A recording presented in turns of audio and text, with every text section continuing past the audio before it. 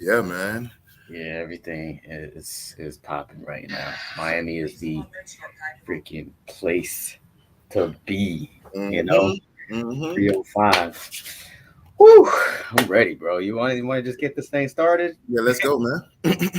All right. It's the MarcWes Sports Podcast. I'm Marcus Benjamin, chilling with my guy, Wesley Pierre, aka Westradamus. Already. And we bring you that real sports talk from a South Florida perspective. And today is a special day, man. Special day. Yeah, yeah, I'm yeah. going to start it off with just saying this: Miami has the Dolphins, the greatest football team. They kick the ball from goal to goal like nobody's ever seen. We're in the air, we on the ground. Mm-hmm. We're always in control. Woo! And when you talking Dolphins, We talking Super Bowl. oh baby, I've Yes. never seen that song and it be actually true and real, Mm. like real. I mean, there's been times in the late 80s and 90s where the Dolphins were good enough to make the Super Bowl and they, were close a couple of times. But this time, after game 3, I'm going to say right now, we're going to the Super Bowl, baby. Oh yeah, baby. We going to the Super Bowl, man. We going to the ship. We Mm-hmm. going to the ship. I'm trying to tell you, man. What I saw yesterday, if you didn't see it, it's been all over ESPN, every sports publication you could imagine. Mm-hmm. The Miami Dolphins scored 70 points. 70. Not in Mm-hmm. 2 games, not in 3 games, in one game. One. One game, they scored 70 points and set the record for yards, 726 yards. Mm-hmm. I Mm-hmm. don't think the world really understands how significant this is. To score 70 points in NFL games, first time I've ever seen it in my lifetime. I've been watching football for a long time. You only see this in college and high school, not in the NFL. You just don't see it in the NFL. You barely ever see a 50-point game or even a 60-point game in the Mm-hmm. NFL. 70 points? I was shocked just watching it. I was enjoying. It's like I went through like stages of emotions, bro.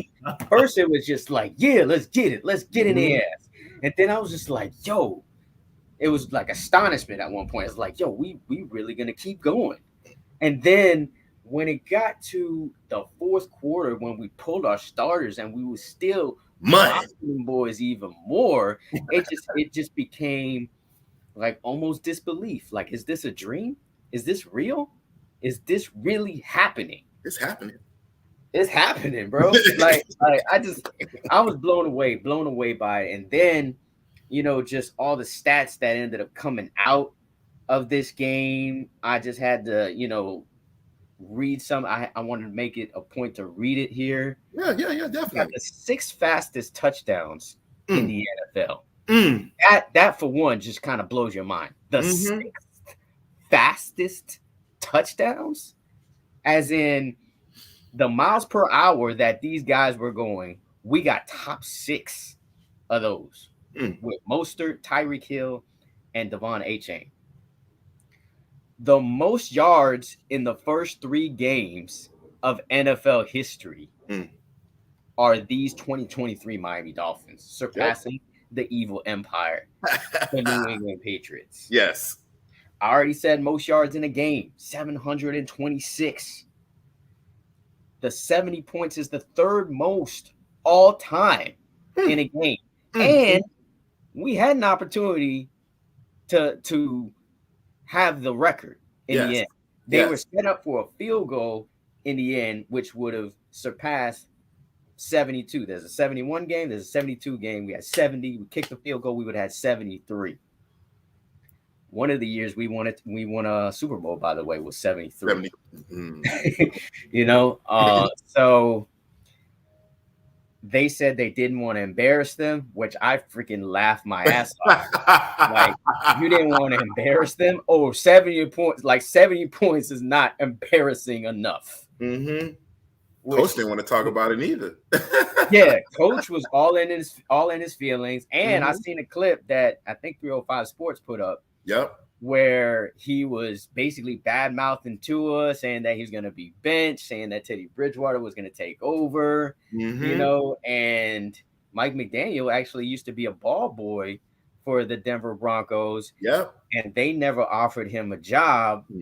So there's a little bit of bad blood or whatever. Maybe, they wanted to, do it to him like that. But the fact that it was 56 to whatever it was, and they just kept scoring on them with the backups, bro. Skylar Thompson throwing bombs to Mike White. Oh, Mike White, my bad. Throwing bombs to Chosen, right? Skylar could have got in there and probably threw in there too, though. So you're not too far from it. Yeah, because I forgot it was Mike White. I shouldn't, because it was a Broward County to Broward County connection on a Broward County player and Pastor Tan Jr. It's kind of, ironic in itself. And then it's 5 touchdowns and 5 passing touchdowns. I mean, 5 rushing touchdowns and 5 passing touchdowns, which means you ain't stopping this team. You ain't stopping this team because once you commit to the run, it's over the top. It's Tyreek Hill. Jalen Waddle didn't even play in this game, Wes. Jalen Waddle didn't even play in this game. Trying to tell motherfuckers. Tyreek was, doing Tyreek things, and Braxton Berrios was out there balling, and Mostert. Remember, I told you I put Mostert on my fantasy team. So I know you boom 5 big dog points. You know what I'm saying? along with Tua giving me 36. Bruh, I could keep going on and on about this game, bruh. But I am going to give a more long-term perspective take right here, and then I'm gonna let you say what you want to say about this game. I think this offense, bro, is revolutionary. Yeah. I think this team is like, I know it's early and people gonna be like, oh, you just saying that because you got Dolphins hat and this is a Miami podcast or whatever. I don't give a fuck. This offense is like the Showtime Lakers. It's like the Golden State Warriors. It's something. The show on turf. It's going to greatest show on turf. Greatest show on turf with the Rams. It's one of those offenses that I think that will be copied by a bunch of other NFL teams, college teams, high school teams. They're going to be like, oh, this is how we score, with a range of motion, with they just have you guessing on if it's going to be a pass or if it's going to be a run, if it's going to be a quick out, or if it's going to be a deep bomb. I really think this is going to be revolutionary. And I do think Miami, with Coach Mike McDaniels, is slowly changing what football looks like. And if this continues on this type of, way, I really think the Dolphins are not going to just win 1, not 2, maybe not 3, maybe not 4. Who knows? But of course, football is a game of attrition, so a lot of things have to kind of go your way. People got to stay healthy. But if the way things are going now, I don't see how this team does not win it all. Now, like I've been trying to tell motherfuckers for the longest, the arm of the almighty Tua, even though he was not the one with the most damn touchdowns. You feel me? Yeah. The arm of the almighty Tua prevails again, and all the damn haters need to shut the hell up. Why is that, Wes? Because when you could keep that man upright, it's nothing but problems. The guy get the ball out his hand 2 seconds. So whoever you got, Boza, Khalil Mack, any one of them guys, you feel me? Judon, nobody could get to him. Why? Because, I mean, like Omar Kelly used to say, the unicorn. We don't got a unicorn.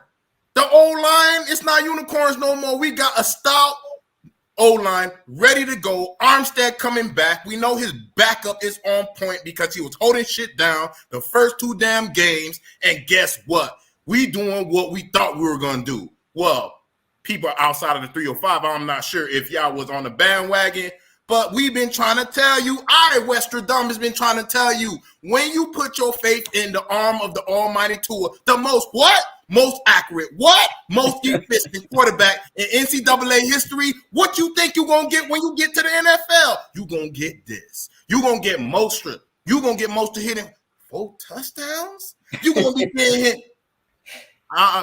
Right now they saying R-Chain. A-Chan or something like that. You feel me? I like A-Chain, but I'm gonna be respectful because the rookie got four damn touchdowns just like Mostert. Both of them were saying me. Yes, road runner. I don't know what the hell is going on in the 305, but it seemed like everything is going our way. Everybody just like, damn, everybody got a new name. Mike McDaniel, his new name is 305 Mike. Just he see like the background, 305 Mike. Because this guy is revolutionary. Like you said, everybody going to be going ahead and trying to copy what we're doing on offense. But what you can't do is copy the brain.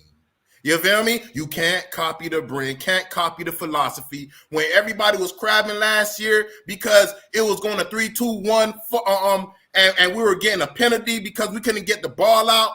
It's because we got this revolutionary offense. And it takes someone smart, someone like the arm of the almighty Tua, the brain of the almighty Tua to do what he's doing. And for me to see Chosen, Mr. Chosen, go ahead and come in the game and get a damn touchdown too.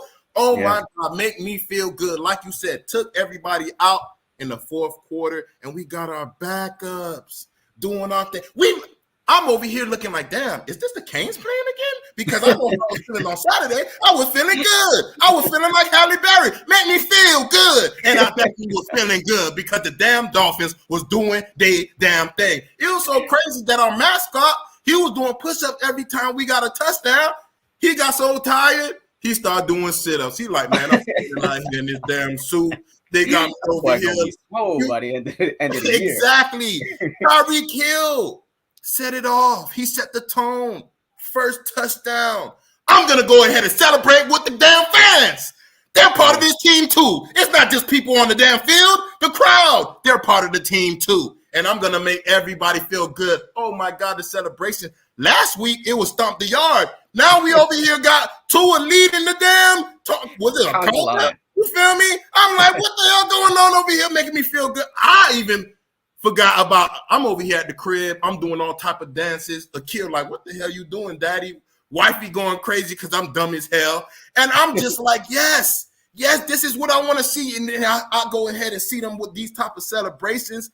The only person that didn't have a celebration was A-Chain. He should get an A-Chain. I think Tyreek Hill said something about like, damn, you can't score all these damn touchdowns and not have no damn celebration. Stand out. And I'm pretty sure he's going to stand out. You can't put this guy back in the damn house. You already showed the Corvette that we got, this Ferrari that we got, this what? Oh my God. What can you say? You got Mostert over here saying, y'all may be 31, but I'm moving like a 25-year-old. Why? Because nobody had the faith in me. Nobody had the faith in me like Mike McDaniel. That's why he took me to the 305. The 305, let me say that correctly. The 305, and he had faith in me. The same way when Tua, when he got here, he had faith in me, hollering at, what? I know you remember the damn him on that jet hollering at Tua right when he became the head coach. And look, this is exactly what he's saying. All these other haters on ESPN, all these other haters on F1, what can you say now? What can you say now? And you know what? We already know y'all haters because of the beaches, the women, and the weather. But what can you hate now? 70? And we gave y'all mercy. Mercy, like Madden. Mercy. I never seen a score that high before. Probably high school. Because, you know, we got Tri-County, you feel me? And high school football is crazy out here. Majority of these people in the NFL come from the damn 305 or the Tri-County. So that's the only time I see the clock, not the clock, but the damn score like that, and they be running the clock. We gotta get these parents to the crib right now. That's what they should have done for the damn Broncos. They should have ran the damn clock. You feel me? They should have did. Because I mean, look what's going on, man. Like me, I'm just like you. I'm up, and I'm just like, damn. I was getting bored at a time. I'm like, damn, they scoring again. Damn, they scoring. Oh my god, the defense. Oh, fumble. Oh my god, defense. Like, yo, we wasn't getting the turnovers like we were saying the first two games. And guess what? We get to the third game and we do this. We mud, gut, and slut they ass in front of everybody. And that's what we're going to continue doing. Like you said, we breaking all type of records. I'm like, damn, hold on. Let me read this real quick. Tyreek Hill. This is what you were saying. You feel me? I mean, Devon A-Chain, 21.5 miles per hour, week 3. Number 4, Tyreek Hill, 21.52 miles per hour, week 1. Raheem Mostert, 21.62 miles per hour, week 2. Number 2, Tyreek Hill, 21.66 miles per hour, week 1. And then number 1, not the shirt, but the damn jersey, Tyreek Hill, 22.07 miles per fucking hours. What are we doing over here? And y'all think y'all got a chance with us? There's no chance playing who? We beat 2 of the Super Bowl coaches. 2 of the, you got me, my nose running over here just because I'm going crazy over here. Like, you got certain things that's happening right now that we never damn seen. We beat 2 head coaches that get paid probably the most in the damn NFL. We beat 2 Super Bowl coaches. What is that saying right now? Oh, you was garbage without Drew Brees. What is that saying right now? The evil empire. We done found a way to beat Darth Vader. Yes, the mind of the almighty Tua and the arm of the almighty Tua is doing what we've been thinking they were going to do. We exactly what y'all thought we were, and that's speed. And you can't beat speed. So for me, it's more and more to come. For me, it's more talking shit. For me, it's more money from the Guru Gene. Yes, it is more money every damn week. Props to you for telling me about that, bet, because I'm about to be $5 richer. You know what I'm saying? I love it, man. This is just this. I mean, I don't think the world is ready for the shit that Dade County is gonna talk, because we were successful this year, and this year is just continuing to be just absolutely crazy when it comes to Miami sports. You got Inter Miami doing their thing. You got, the Hurricanes basketball team did their thing, and Panthers and Heat made it to the Eastern Conference finals. Mm-hmm. So this year just seems like it's a revolutionary year for Miami sports. But the 2 teams that we care about the most are doing their thing as well, with the Miami Dolphins undefeated 3-0, and the Miami Hurricanes doing their thing in impressive fashion as well, 4-0 and undefeated. So it's great to be a Miami sports fan right now, and I think we deserve it though, man. We've been going through a lot. Yes, we've been going through a lot, especially with these football teams. It's been years. Dolphins have been, let's call it what it is. They've been mediocre, for the past 20 years, Hurricanes too, pretty much the same amount of time, 20 years. They've been kind of mediocre. It wasn't until last real good win that they had was maybe 04 or 05, something like that. So to see both of these teams ball is just, it's great. It's a great feeling. It fills me up with pride, and I just get to talk shit, man. I get this. This is the one time that I wish I used to work in an office. You know what I'm saying? Because I'd be talking shit to all my damn coworkers. I'll probably come through with a flag. Just like Joy on the show. She's got a Dolphins flag wrapped up around her. Oh yeah. She's having it for the past 3 weeks and singing the song. Like every time. I love Joy for that. She's the only real legit person on TV representing 305 to the fullest. But back to this Dolphins team, man. I mean, we talked about this offense just being all world. Tua's in another zone. And I seen a stat too. Last year, he has the exact same stats, which is kind of freaky and like kind of weird, but like it's not weird. We've been trying to tell you. Like to the number though, bro. Like he has the exact same attempts, the exact same completions, the exact same touchdowns and interceptions. It's like, wow. I mean, yeah, we felt like this last year after 3 games too. But this year it just seems like it's way better because of this defense too. I got to shout out the defense a little bit too, because I already knew the offense was going to do what they do.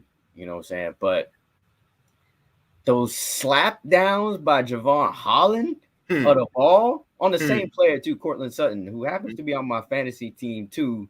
But, you know, I was just like, wow, like the fact that they got those 2 fumble recoveries and then that interception, that's when I was just like, when that interception happened, I was like, I literally said out loud, what the fuck is going on? You know, like, are you serious right now? Like, it was just crazy. And, bro, we have to talk about the no-look pass, bro. Ooh. The no-look pass. He made it look better than Patrick Mahomes. Like, are you fucking serious? That's why I had to text you. I was just like, what? Yo, when I'm talking about Showtime Lakers, that was like, you can't get any more Showtime than that. With a no-look pass. Magic no-look pass. He made that shit look easy. And A-Chain, he had to score on that. I was like, oh, no-look pass? You got to score on that. So this can be on SportsCenter for the rest of the this was already one of the plays of the year. Hey, I mean, think about the creativity is just unreal from this guy, Mike McDaniel. And the fact that he's a second-year head coach, which means we got a lot more of this to come. A lot more.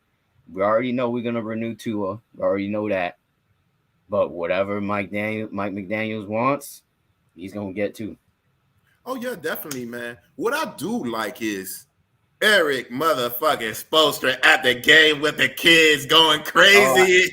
You feel me? Like doing the same thing that the Miami Dolphins was doing when the Heat was in the finals, doing the same thing that they were doing for the Panthers, just showing love, man. I love how everybody's just united, man. It's not, basketball, football. No, it's us together. And even Messi, I'm pretty sure I'm going to see Messi somewhere soon at the damn Dolphins game, sometime soon, because the way we just humming right now, like, come on, man. Yes, people saying the killer bees and this, that, and the other, man. Look, man, greatest show on turf. I seen that. I remember early 2000s, man. It didn't look like this. It did not look like this, man. So for me, I'm like, damn, man, we had the damn Heat. We had the Heatles. It was great.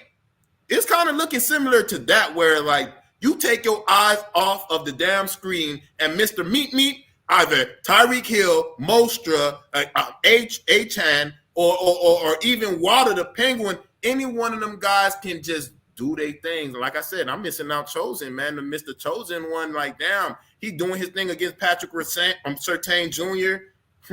Yeah. I'm loving that. I'm loving and Patrick Surtain Jr. is supposed to be like probably number 2 best quarterback. I mean, one of the best in the game. Yeah. Like, yo, we do know who's the best right now is Jalen, your Ramsey. He's chilling at the crib. That's the other thing, too. He even got him back, and we gutting. It's like things, man. You got both X and Ramsey on both sides. Man, it's going to be a problem, kid. It's going to be a problem, man.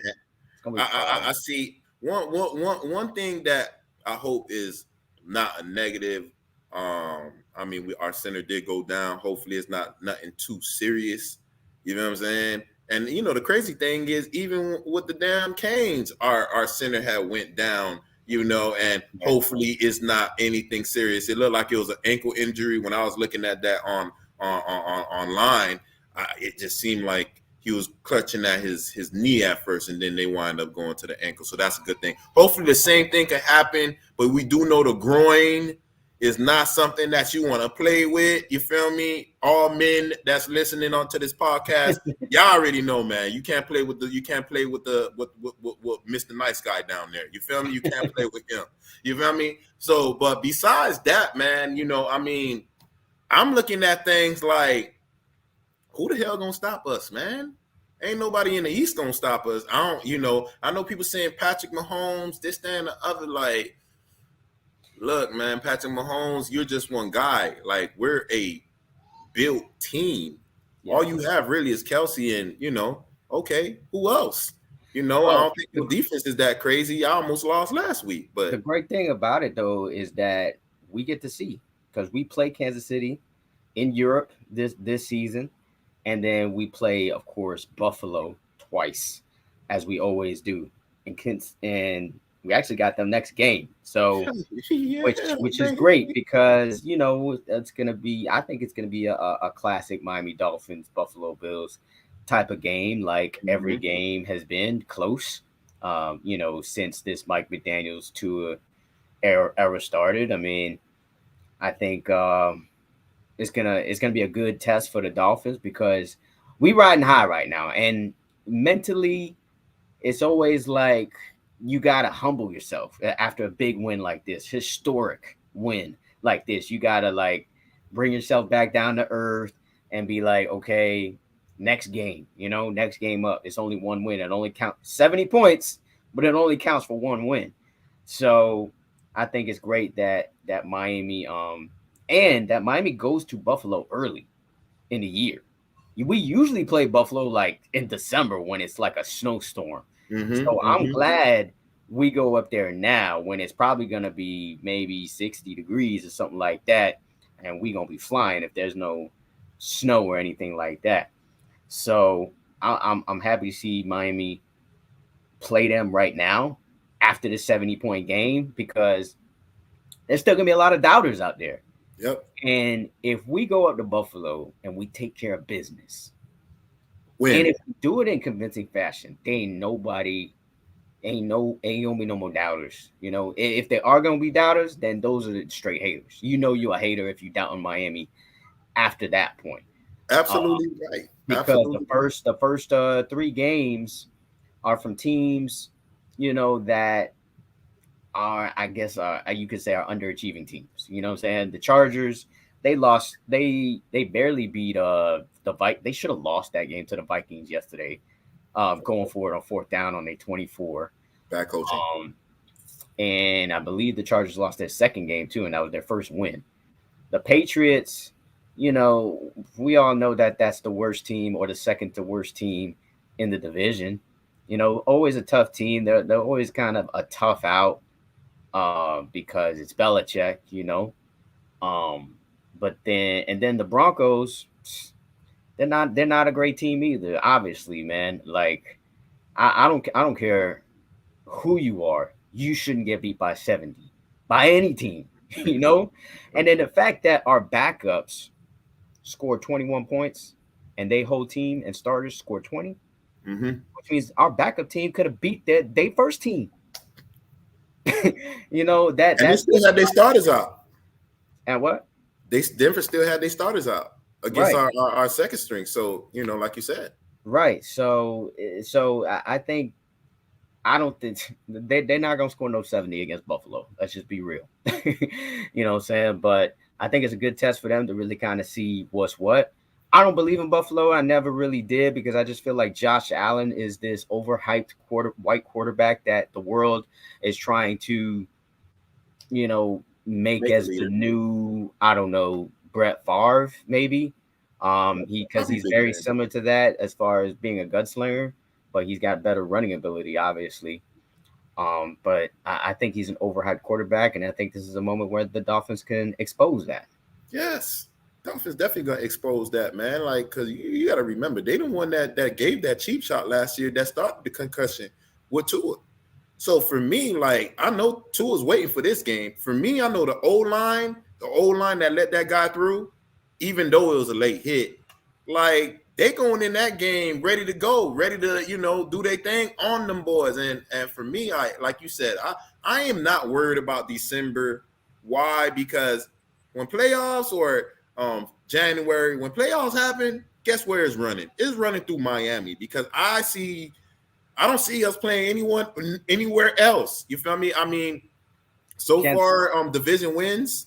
I mean, we beat the Chargers division win. I mean, AFC, if you're talking AFC, we beat New England. We we beat the Broncos, so we're 3-0 in the division. It may not be AFC, but AFC East, but in the division, we're 3-0. And I think we're the only undefeated team right now in the NFL. You know, so in the AFC. In the AFC, okay, in the AFC. I think the 49ers still undefeated. Yeah, 49ers still undefeated, and then the Buccaneers and the Eagles play tonight. Both of those teams are undefeated. Buccaneers, the Eagles, that's the only team that I'm trying to really focus on, the Eagles and the 49ers. Really, I'm thinking, and I'm going to say this now, I think it's going to be 49ers versus the Dolphins in the Super Bowl. Which would be crazy, right? Because that's the last time we were in the Super Bowl. The last time we were in the Super Bowl, Dan Marino's only Super Bowl was against the San Francisco 49ers and Joe Montana.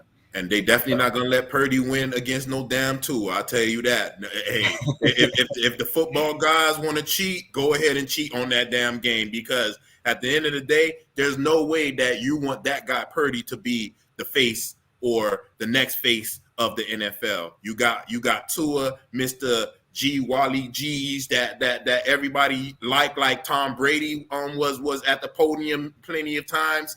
Look, that's what needs to happen. That's what needs to happen. If there's cheating in or any scripts in any football games like they've been trying to put out there recently these last 2 years, then let that be the game that y'all cheat for the damn Dolphins, because we've been waiting for the longest. You feel me?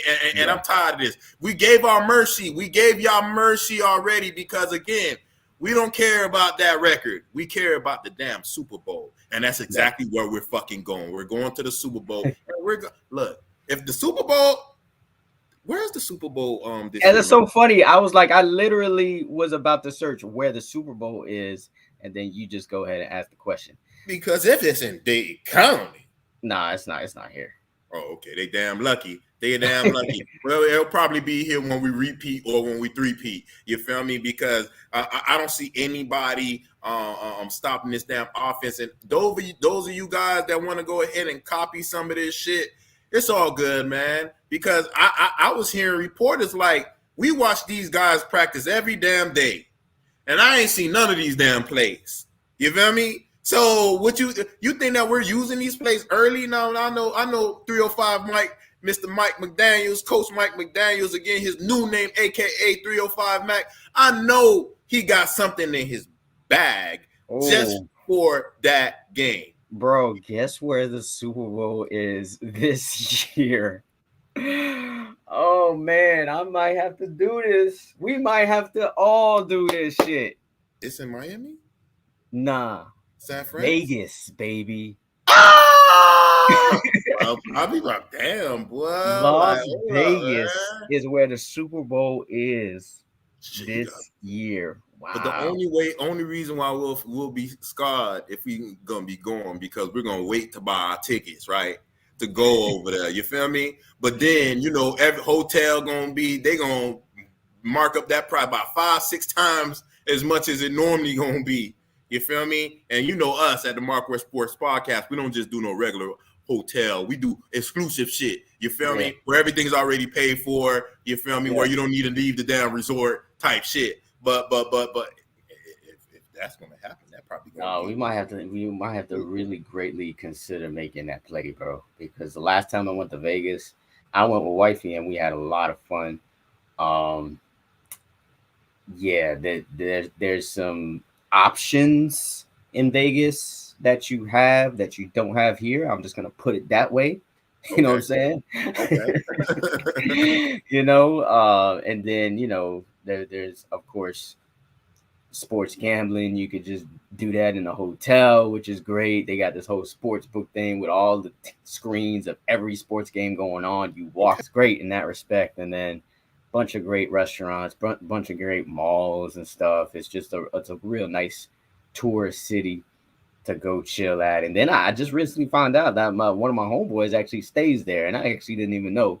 Okay. So I gotta connect over there for anything else, Perfect. Sounds good. Yeah.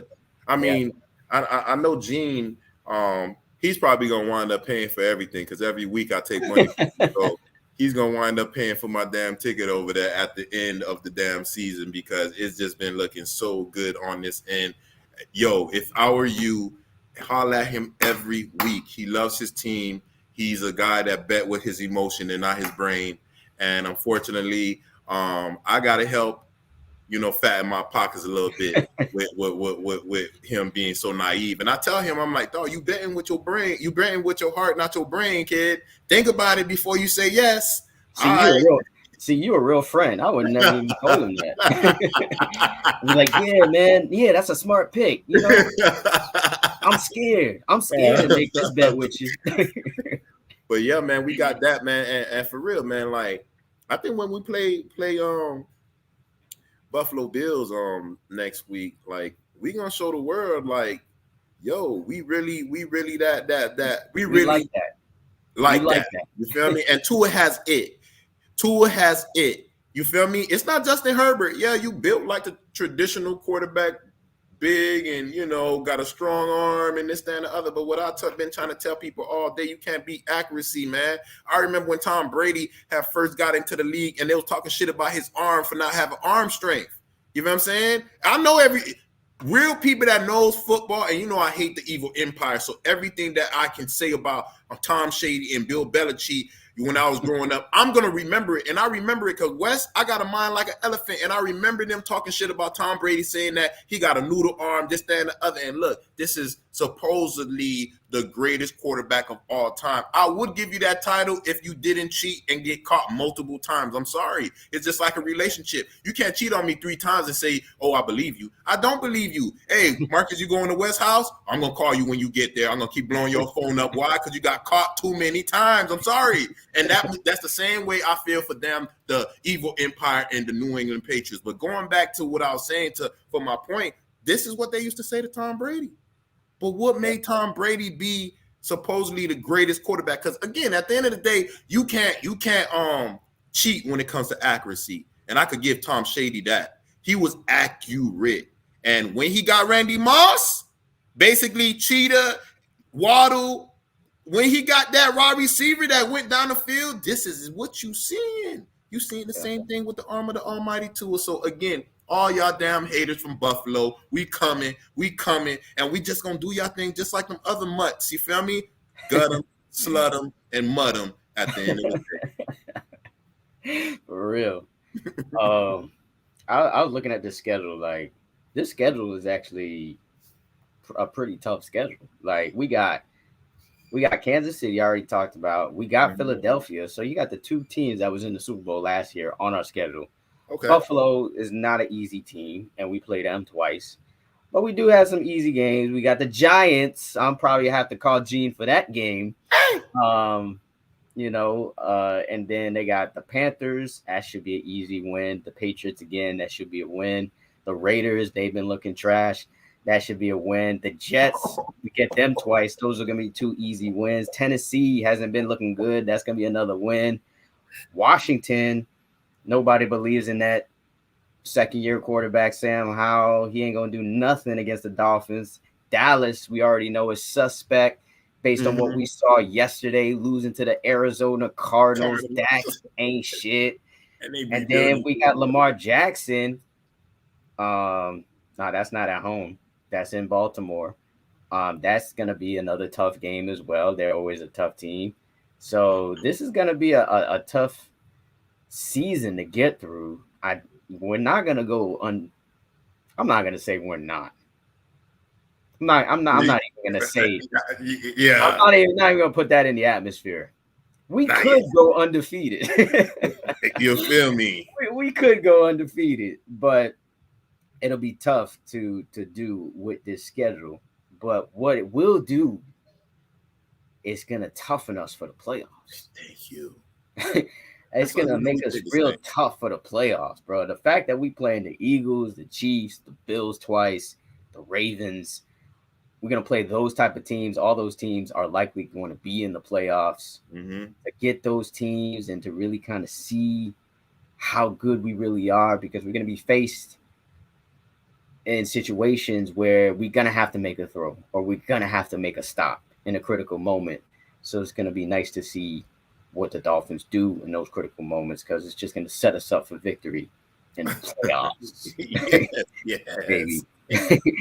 No, like, oh man, it's a great time to be alive, Wes. yeah, for real, man. It feels good to be alive as a Dolphins fan, because like right now, you feel me? I'm like, they should change the stadium name back to Land Shark Stadium, because we got a whole bunch of land sharks motherfucking on the damn field, boy. Yeah, they got F1 racing now, and we got a few F1 racing players. I mean, they're the damn car. You feel me? And Mike McDaniel and the arm of the almighty tour is driving them to the damn promised land. And look, I love every moment of it. Every day. Yeah, I'm loving every moment of every sports moment for Miami sports going on. Since this is a Miami Sports Podcast, I want to make sure we shout out Coco Gauff. Yes. You know, Coco Gauff continues this run of South Florida success. She's from Delray, but we still represent Palm Beach. She won the U.S. Open. She's 19 years old, I think, is her age. I mean, like, we got another black girl out there doing her thing in tennis. She seems like she is the next Serena, because last time we seen a young star like that at this young age win a major tournament like the U.S. Open, it was Serena. So shout out to Coco Gauff. And there was a golfer too, Koepka. He's from Palm Beach as well. He won a tournament. And you already know about the success of Inter Miami. They're about to play in another tournament final on Wednesday, so you can add another trophy to the to the resume already for a guy who just he's still unpacking his luggage. He's still not fully unpacked, and he's about to put another trophy probably in the trophy case this week for Inter Miami. Which brings me to our other favorite team. I know I hear the storm coming. I hear it. You feel me? Sound like a cat. It's funny because you've been listening to the Storm Tracker podcast, because we have the storm that is the Miami Hurricanes, man. And they are just blowing teams away. It was a windy day in Philly. We kind of brought in the storm. We stormed on the field and we stormed out with a victory. It was easy money for TVD and the boys. This is another team too, just like the Dolphins. They could beat you running and they could beat you throwing. It's like whatever. It's pick your poison with the offense, and as far as the creativity as well. As a lot more creativity that we've seen in a long time from this Miami Hurricanes offense, from OC Shannon Dawson, and you can just tell it's just making a hell of a difference for this football team. And the offensive line has totally stepped up, man. Like, I think TVD's maybe been sacked twice all season, and both of those sacks came in that Texas A&M game. Miami has 200 yards rushing in 3 of the 4 games that they've played. They haven't allowed 200 rushing yards the entire season, bro. The last game against Temple, 11 yards rushing allowed. What? It's like pure domination for this Hurricanes football team. The nation is still skeptical, and for good reason. Miami, sometimes we show a little something and then we end up not being what we think they are. But this year, I want to tell you, Wes, there's reason to believe, bro. There's reason to believe because of these coaches. These coordinators in particular, they're hungry. They were playing Power 5, although Shannon Dawson did coach Geno Smith over at West Virginia when he almost had like a Heisman season. Okay. So he has experience there. And then last year, he coached a quarterback at Houston who threw for 4,000 yards and was competing for the starting job at Arizona as a rookie. So he's got the pedigree as far as, developing quarterbacks. And Tyler Van Dyke already had some success already. So it's not like he, is a new quarterback and he just needed somebody to give him a boost. And that's what he's getting. this season. So really kind of proud of what the Hurricanes are doing, that they're 4-0, and they're 4-0 in impressive fashion. They're not like squeaking by teams that you want them to dominate. You know, Joaquin said dominate, just like in that game. They dominating in these games. Like even the Texas A&M game, they almost put 50 points on Texas A&M, an SEC team. So you can't ask for anything more from what you got from the Hurricanes so far this season. They're on a bye week this week, you know, so they get to get healthy a little bit because you know they did have some starters down with injury. Cam Kinchins hasn't played the last 2 games. Branson Dean, defensive lineman, hasn't played the last couple of games. Do expect both of those guys to be back for the Georgia Tech game. And Akeem Mesidor, I think he is actually going to be out for a few more weeks from what I hear. Nothing confirmed, but from what I hear, he might be out for a few more weeks, although he was on the sideline for that Temple game. And then Nigel Lee Kelly was out for a little while, but he came back into the game in the Temple game, played some snaps, but you can tell he's not 100%, but he can guarantee he will be 100% after this bye week to play. Henry Parrish, I mean, it seemed like he's got a shoulder injury, man, and it's a shame because he's been balling this year, man. It seemed like he totally has taken to his game to another level. Had 137 yards, averaging 8.7 a carry in that game. At one point, he was averaging like 10 yards a carry, a first down a carry. Henry Parrish was. And then Don Chaney. This is like a revitalized year for Don Chaney. Happy for him because coming out of high school, like everybody thought he was going to be like the next great back to play at Miami. But he suffered back-to-back injuries in season-ending injuries. And for him to come back and perform the way he has, he earned the start last Saturday. But Parrish just, you know, I think he was motivated by that and, you know, turned in a good performance. But hopefully Parrish will be okay. From what I know right now, he's questionable for the Georgia Tech game. What about A.J. Allen? I know everybody's asking about it. I actually tweeted that out during the game. I was like, what's going on with A.J. Allen? You know, and when you listen to Mario Cristobal's press conference at the end of the game, it made it seem like he's in the doghouse, you know? So he did something. Yeah, I feel like it's either it seems like it has to be that because he didn't mention anything about an injury. And usually when injuries, I usually will hear something about an injury, you know? But disciplinary stuff, that's usually always kept under wraps. You know, you usually kind of never know unless, you know, like a parent, you hear from a parent or like a relative will let you know or something like that. But yeah, he said the same things that he said when I questioned Cristobal about Jaleel Skinner a couple weeks ago. I was just like, what's going on with him? Like, is he okay? Just to find out what's going on because he hasn't played. They've been playing Riley Williams, the freshman, way more than Jaleel Skinner, who's been here a year. I'm like, what's going on? We all know that Elijah Arroyo's hurt and you don't want to rush him back. I get that. And then McCormick is your blocking tight end. But Riley Williams is just a freshman. He's still putting weight on to really kind of get that real college tight end body. But Jaleel Skinner's already there body-wise. Why isn't he playing? And Cristobal kind of answered in the same way that he did about A.J. Allen. He said he's a really good football player. And he's, you know, I ain't gonna lie. Cristobal tried to dance around this question. He tried to dance around it, and usually he does a good job. This time he didn't.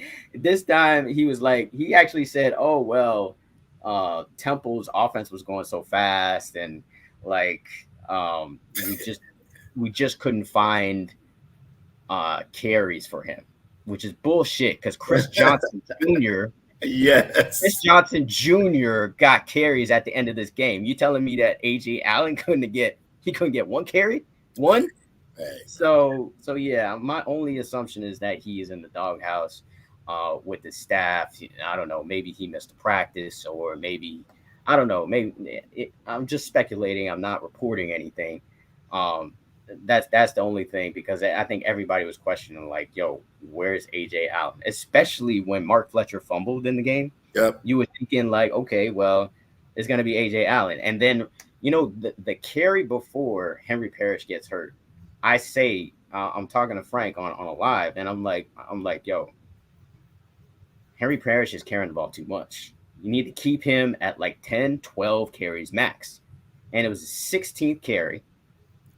But you know, they be packing, they be using these certain games against these mediocre teams to kind of like, stat pack, so probably that's what it was. All right, let's go ahead and, have him have this to be his game. Because again, like we said, we have the 4 horsemen back there. And if you trying to have these running backs feel good, yeah, you're going to let them play. But of course, it feels better when I got a lot of numbers behind me playing, even though it's like 9, 10 carries or whatnot. So probably that's what it was. But again, I mean, what can you say? Yeah, that's the only thing I can say about AJ Allen. I mean, it's unfortunate because I think he's a really dynamic runner. I think he's the one running back that you feel can do what Devon A-Chain did for the Dolphins. Like, one cut and this guy could be gone. Like all the other running backs are fast, but they're not like AJ Allen fast. So Max speed. Yeah, so you kind of want to see that happen. But other than that, I mean, I was really impressed with Miami overall. They did give up some big plays in this game. There was a couple of plays given up where it kind of was giving you nightmares of what last year was like, with some of the big plays. But, I think these coaches are going to get in their ass and about that. And it just seems like there's a different focus from this coaching staff, and it's resonating with the players, and the players themselves are taking accountability. I mean, all you ever hear is, we're just trying to get better. Those are Cristobal's favorite words. Favorite words are, we're just trying to get better, and we're making progress. He says that at least 3 or 4 times during the damn press conference. Yeah, I love that. You feel me, man? Stay under the radar, man. We're not like we're not trying to. We're normally the trendsetters, and we normally have the spotlight on us, when we're winning. But everybody want to go ahead and talk about Dion right now. So keep all that energy over there, and let people have a bullseye on you. You seen what happened to they ass last week? Oregon done gutted, slutted, mudded, like damn, with no rubber, like handled them. You feel me? So one thing I wanted to, I chimed in on it when you was out. I don't like the plain fact that you got our former players over there just being happy-go-lucky with Dion over there. Like, it's one thing, Michael Irvin, like, you the face of the University of Miami, to be honest with you. Like, when you think of the University of Miami, yeah, you got Warren Sapp, yeah, you got, some certain players, but I mean, Michael Irvin is the loudest. So of course he's gonna be the one that everybody's gonna be recognizing. So when I see you over there at Boulder, Colorado, with Dion wearing the damn colors, I feel some type of way. When I see The Rock wearing the colors, I feel some type of way. When I see Warren Sapp, like, y'all was just here earlier giving speeches. You feel me? Like, what's going on? Like, I wanted to ask you, like, is there like an issue between them and Mario Cristobal? Because for me, I'm like, dog, I love what Alonzo Highsmith said. You would never catch me. Yeah, I saw that. If you're like, you're not gonna never catch me with them. Nobody other jersey on except the University of Miami. Only way I give them a pass if you're trying to coach. Now I seen recently Warren Sapp been saying he want to coach. He's probably gonna do this, that, and the other. He kind of trying to do what Jason Taylor did.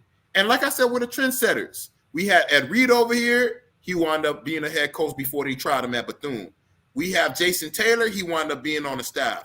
Of course, they're giving their 1-2 cents without being a head coach, but now you see them on the staff. You know what I mean? So I think Dion just dealing what Miami's doing. The only difference is you got Mario Cristobal, which is a O-lineman, and we all know the battles is always fought in the trenches. So D-line is buffed up.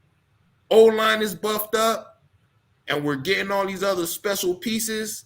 And you see in Colorado, O-line is trash, D-line is trash, quarterback is on point because that's your son. Your other son, Shiloh, is in the secondary, but take away Travis Hunter, and who do you got? Cormani, what happened, my brother? You're not getting no play time? You on the bench? What's going on? Now you looking sick. How y'all had us looking sick? Y'all had us looking sick when you said you was going to sign with Miami 2 occasions, meet us over here, and you had us on red. So now when I see you on national television on the bench, look like you kind of 38. And for those that's not from Miami, that don't know what 38 means, you look like you kind of hot. 450 hot, you know? And I'm loving every moment of it. I don't care. Marcus probably not going to say that. But deep down inside, we feel that way. You feel me? We happy to see you on the bench, not getting no play time. And I thought you was going to start. I thought y'all had the best cornerbacks tandem in the nation. How is that happening when you on the bench? And right. Then Travis Hunter goes down and you still on the bench? I just had to put that out there, man. Because here in Miami, Mr. Optimus Prime, Kobe Young, is looking like the new Megatron. But I had to give him Optimus Prime. He's Optimus Prime right now. You see, like all these players just doing their thing, man. I mean, Miami's just feeling good right now altogether. We spoke on the Dolphins, speaking on the Canes, and like, damn, for real, man, like to see these numbers, to see how the offense come easily, both sports, you know, same sport, but, you know, collegiate and professional. Like, yo, man, this is what we want, man. And last year, Marcus was mad majority of the time. Yeah, we was mad too, but I was at the crib. I could take the channel. You definitely have to go ahead and follow and have these conversations, go to a press conference that you do not want to be at. You want to go straight home, but you can't. You got to stay. You got to hear the bullshit. Now it's nothing but up. We up right now. And I'm loving every moment of it. Again, you're going to go ahead and see highlights on the MarcWes Sports Podcast, CanesCounty.com, 305 Sports. You're getting all that good shit from us. But again, at the end of the day, man, I don't have too much negative things to say about what I'm seeing. Yeah, like you said, we gave up a few big plays in the end, but I was going to ask you, was that the starters? Because, like, the way we were dominating, that had to be the bench. So I don't feel too bad if the bench is getting some playing time and, yeah, you got beat this time, but you learn. You live to fight another day. And that's exactly what's happening. So, yeah, man, I'm loving it. You feel me? Yeah. To speak on that whole Colorado stuff, I felt some kind of way too, because I was watching Game Day, right? And The Rock's on there. And I'm trying to figure out what's the connection with Colorado and The Rock, because usually when they have a guest picker, it's like that they usually a former alum or they're like a longtime fan, you know, somebody famous, and everybody associates The Rock with the University of Miami. He has a locker room named after him at the campus. Like, so I was trying to figure out I don't get it. Like, what's the connection? Is it because it's the Rocky Mountains and he's The Rock? Like, I couldn't figure it out. And then I see, you know, I think it's okay to support your friend and their endeavor or whatnot. Michael Irvin obviously became friends with Deion when they were on the NFL Network together for like years. So, you know, they kind of, And they played with each other, Cowboys. Yeah, they played with each other. The Cowboys played against each other in Miami, Florida State when the rivalry was really starting to get going. So, you know, there's kind of a camaraderie kind of there, and both from Florida, you know, high school recruits, you know, so I'm pretty sure they passed each other's paths a lot of times throughout their whole football career. So I could understand him trying to support Deion and what he's doing. But for me, I'm not wearing another team's jersey, shirt, hat, unless two things: my son or daughter is playing for that college, Mm-hmm. or I work for that college. You know, those are the only ways. And even in those, depending on the team, I'm still like, if my son or daughter's playing for UF, I might. It's gonna be hard to wear a UF shirt or something like that. This is what you're gonna do. You're gonna have the jersey on, but you're just gonna be rooting for your son or your daughter in the crowd. Right, exactly, or do that, or do that. So yeah, it does make me feel some kind of way to um, see them supporting them like that. From what I hear, that there's no issues or beef. Although I don't ever really remember seeing Warren Sapp on campus. Although I saw Warren Sapp he was at the Heritage Chaminade game, by the way. Okay. So he was there. Cam Newton was there too. By the way, it's crazy, like the people that come to see high school football nowadays. But yeah, I don't recall seeing Warren Sapp on campus recently. Michael Irvin is there for every Legends camp, and he's always a speaker. So I'm sure there's no beef of any kind in that regard. But yeah, it did make me feel some kind of way. And yeah, I do like the fact that Alonzo Highsmith called them out, because he's a true Hurricane. He helped build this Hurricane dynasty, basically helping to win the first championship. And then, still on the staff now, helping with recruiting. So yeah, I mean, it did make me feel some kind of way, especially the Rock thing. It's trying to blow my mind. I'm a logical person. I'm a very logical thinker. Yes. And it just didn't make any logical sense. Like, why are you there? It does not make no sense.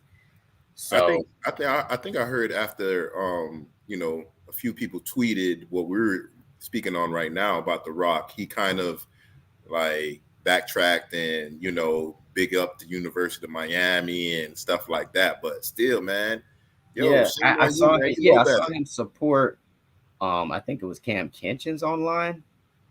He supported somebody. Oh no, it was the recruit, the 5-star recruit Armando Blunt, committed to Miami. So he went out of his way to say something online, retweeted his something. He said he didn't have to do that, but I think from like you said, he probably was getting a lot of backlash. He was like, let me make sure I'm in good graces with the U, and he did that, So, but still, I didn't like it. I didn't like it at all. Well, it is what it is. We'll see. We'll see what happens. In that regard, like you said, I mean, it's a bye week. Everybody's going to go ahead and recover. This is what we want them to actually do. Hopefully, that ankle injury with our center wind up being, nothing. Because right now, we don't need no negative setbacks right now. I mean, people were saying already that we're top heavy when it comes to our O-line. Maybe our D-line is real deep, but the O-line, one or two injuries could probably shift how we actually play. Yeah, I said that. I said that, to be honest. Oh, see, that's what I'm saying. So we don't need certain things like that happening. Again, I already done seen enough from the University of Miami to know that we're savvy when it comes to the offense. Defense can hold their own. I think we're still kind of getting where we want to be, especially since we missed Cam Kitchens the last 2 weeks. Well, last weekend, the end of the game of the 2 weeks ago game. I think, was it the Texas A&M? Yeah, Texas A&M game. Or was it Bethune? No, Texas A&M game. Okay, yeah. So he missed Bethune and he missed Temple too. All right, yeah. So damn, last 2 games. I mean, as long as we just keep on this positive trajectory, people learning. I mean, that corner from Oklahoma that transfer, he looking like a dog, man. Jaden Davis. Jaden Davis has always been a dog. That I ain't gonna lie to you. He used to thrive in 7-on-7 for South Florida Express. He's from down here, of course. He went to St. Thomas Aquinas. Mm-hmm.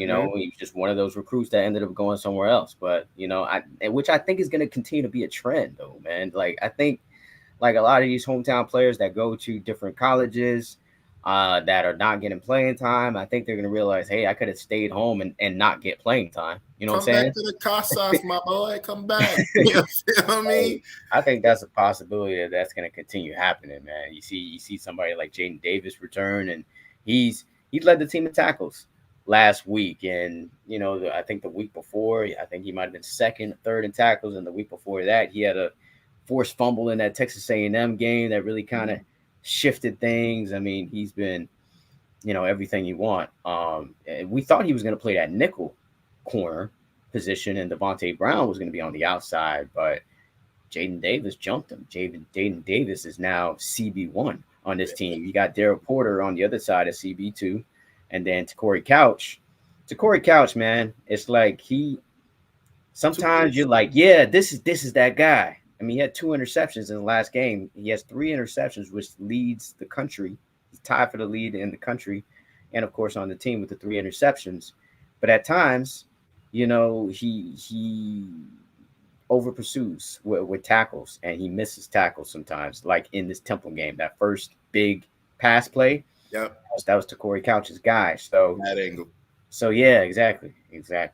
So you get the good with the bad with Corey, but I think over time he's going to get better, and this is a money year for him. We all assume that he's going to be gone to the NFL after this year, so he's got to perform at a high level if he indeed wants to get drafted. So I anticipate him in doing much better as the season goes on. I got to shout out Kiko too, man. I don't think people realize how good that kid is. Francisco Maunoa is a dog, man. Like he's a dog, man. Like you can tell he loves ball, loves playing. He is one of the main reasons why Miami has so much success stopping the run. He's always in the right position. He gets there with authority and bad intentions, and he's starting to be even better in coverage as well. He was ranked in the top 3 in coverage and in creating pressure and in run defense, according to Pro Football Focus this week against Temple. So he's got an all-around game. So he's slowly becoming one of the most valuable players on this defense, along with Cam Kinchens, James Williams, and Leonard Taylor. You think this is his only year, or he got another year with us? It depends on how good this year continues to be for him. Linebacker is not really a dire position of need like corner or O-line or quarterback. So there's a chance that he might stay based on his draft stock. But you have to be concerned with James Williams and Cam Kinchens not going to be here next year, and Tyler Van Dyke not going to be here. We got Emery.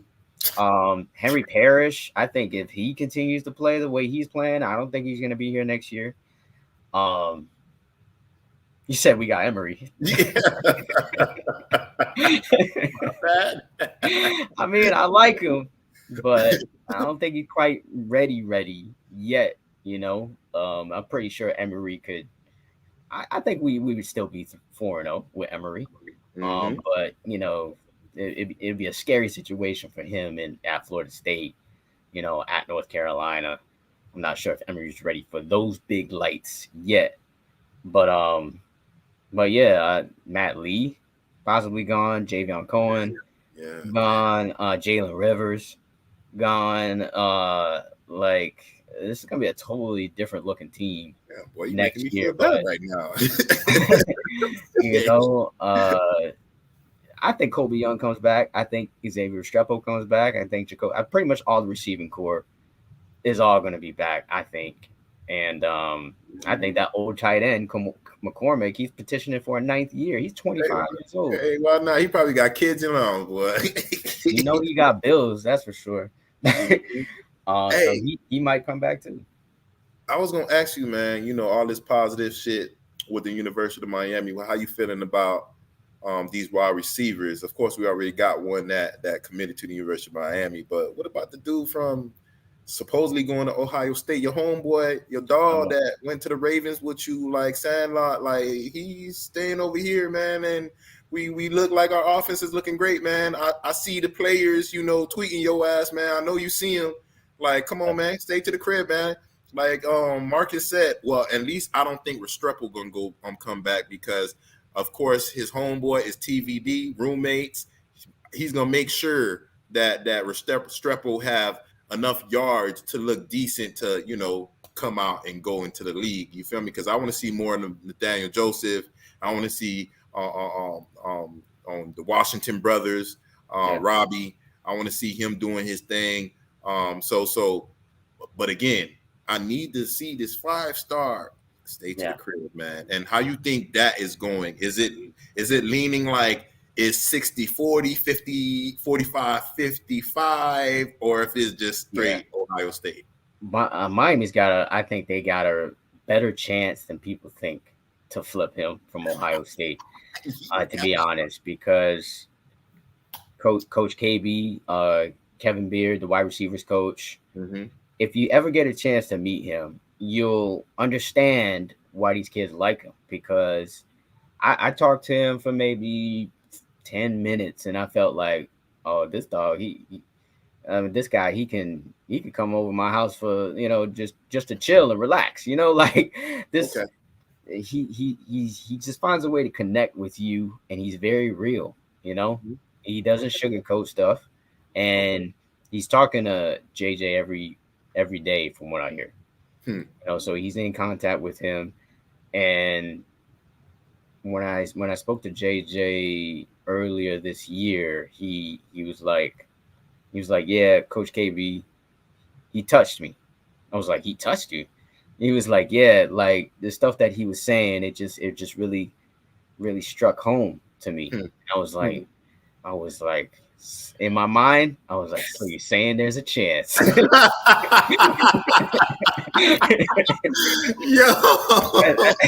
That's what I was thinking in my head. I was like, so you're saying there's a chance? I was talking to, my guy Frank, and he's dialed in with them boys too. He thinks that he's going to flip to Miami, and he actually thinks that he's not going to Ohio State, and that it's going to be either Miami or Florida State. So it's going to be another one of these Miami, Florida State battles. And the factors that JJ is considering is how well the team does this year. Obviously, they're off to a great start, and obviously he likes what he sees from the passing game. The other factor for JJ is, just developing to get to the league, and that's why he committed to Ohio State originally. I mean, Ohio State they stay putting guys in the league, and Marvin Harrison Jr. is going to be the next one of this recent string of guys they putting in the league.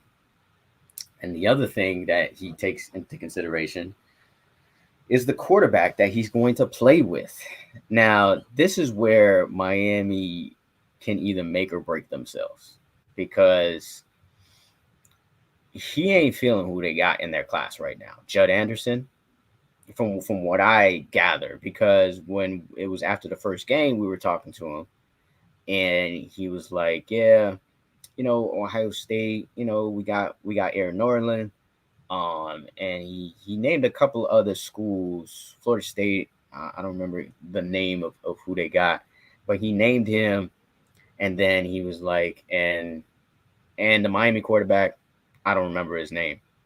He didn't even know his name, Wes. He didn't even know the guy's name. So that, for me, is a red flag. That the fact that a quarterback that he's playing with is an influence on his decision, doesn't know Miami's quarterback's name. The other big factor here is his current quarterback, Cedric Bailey. CJ Bailey, we call him. He is committed to NC State. Funny story is, like, when I went to North Carolina for the ACC tournament, I saw CJ Bailey at the rental car place. I was like, yo, what the hell are you doing here? And he was there with his dad. He was renting a car. He was there for a visit for NC State. And funny enough, he ends up committing to NC State like a week later. But yeah, so the thing about him is that his mechanics aren't the greatest, but that's his boy. That's JJ's boy, and he's a Miami Gardens Raven, which means like there's a youth football team in Miami Gardens Ravens, who is like the dominant team. JoJo played for this team. Chance Robinson, who's committed to Miami, played for this team. OJ also played for the Ravens. Bullet, who's the running back for Chaminade, also played for the Ravens. Jose Leon, who's a wide receiver for Columbus, played for them. So there's a bunch of Vincent Shavers, who's also committed to Miami right now, played for the Ravens as well. So, and their quarterback, Cedric Bailey. So there's a connection there. So I think like if Miami decides, because they haven't really recruited him, because like I said, his mechanics aren't the best right now. The best thing about CJ Bailey is that he keeps his eyes downfield and he can avoid the rush very well. He's one of the best at avoiding the rush. Okay. But I think if his mechanics improve, he could be one of the best, quarterbacks in Florida.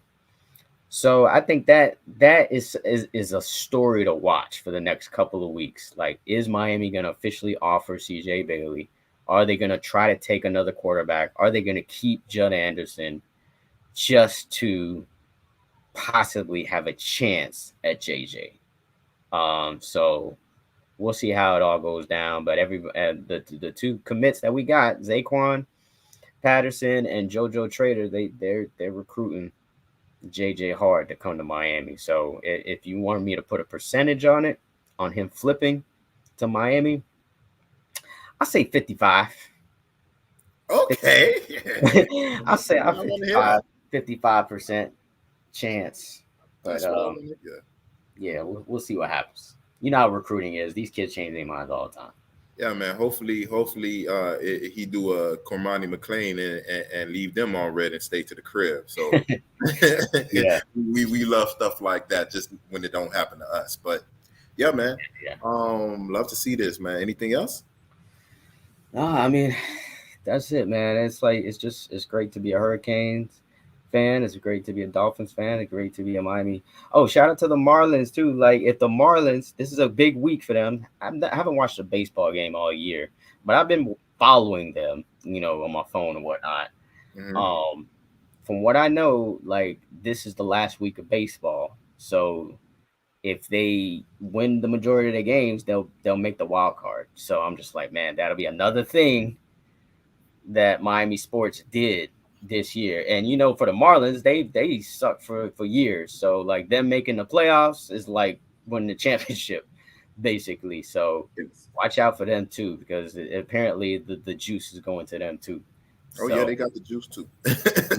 Yeah. So what's got the juice? My fantasy teams, baby. Intakes Tour has been dominating them hoes, man.